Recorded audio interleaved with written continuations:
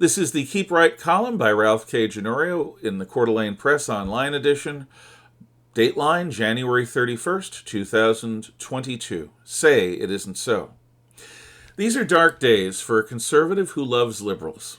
I sympathize with the unquenchable idealism that inspire my progressive neighbors. I believe that I benefit from their unflinching criticism of my beloved America's many faults. I know bone deep that a healthy republic needs both lovers of tradition like myself and critics who cannot rest until injustices are at least being faced squarely. So it is with genuine sadness that I am compelled to ask, are today's liberals and progressives really trying to destroy people like me and annihilate our shared Western civilization? Say it isn't so. I do not want to believe that those with whom I disagree are unintelligent or are motivated by malice. The first step to becoming a dangerous fanatic is developing a belief that one cannot be disagreed with except by stupid or evil people. Capable people of goodwill naturally draw widely divergent conclusions about how best to grapple with the problems of human existence. There is no, quote, one true path to salvation, unquote, at least not in political deliberation. Intense zealotry is incompatible with freedom. It ends debate by turning opponents into enemies. In the presence of perceived wickedness, how can good people be expected to win or lose elections graciously? When fighting evil, is it really possible to trust in our constitutional system by being magnanimous in victory and loyal opposition in defeat? I do not want to believe that those who support today's Democratic Party want to erase all that I hold dear in order to build their material paradise. Assuming their malevolence would be too easy and too self-serving. In the face of their policies, though, it is becoming harder and harder to maintain my hopeful vision. Perhaps someone on the left can explain just how the following are not assaults on the bedrock of human civilization itself.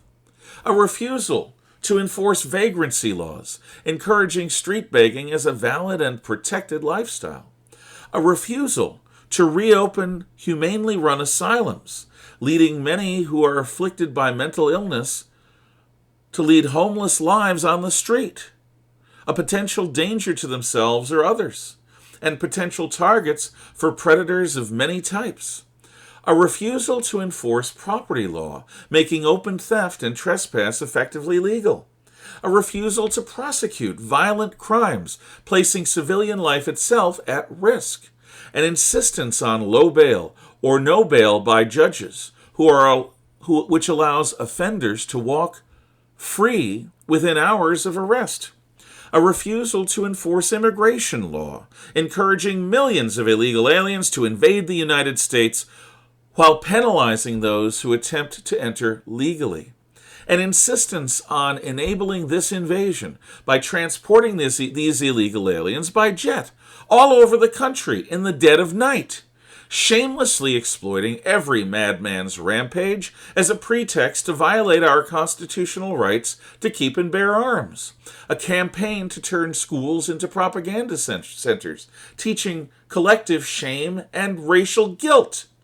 The abolition of a commitment to women's rights in service to transgender agendas. A refusal to support voting rights by obstructing every attempt to ensure the reality of one citizen, one vote through real voter identification laws. A refusal to support law enforcement as they perform their uniquely dangerous and crucial duty to protect the rest of us from criminals. A refusal to support the concept of a colorblind meritocracy so eloquently extolled by Martin Luther King in favor of a new racism and a revived segregation. An insistence that freedom of expression be limited to public utterances that are politically correct, and a new leftist McCarthyism to punish dissent.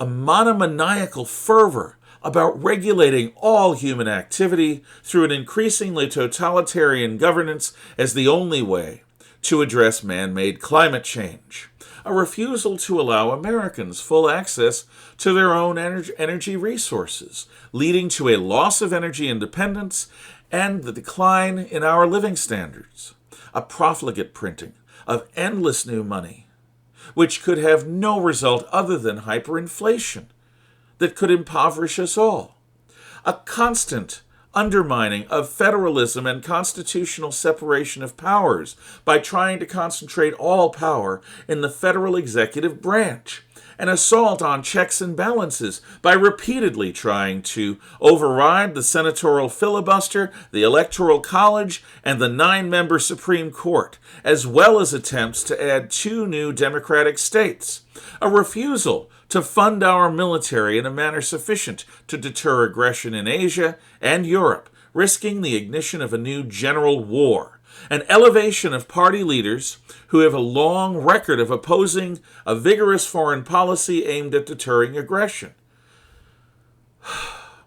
Taken together, all of this looks willfully destructive. Please, someone, say it isn't so.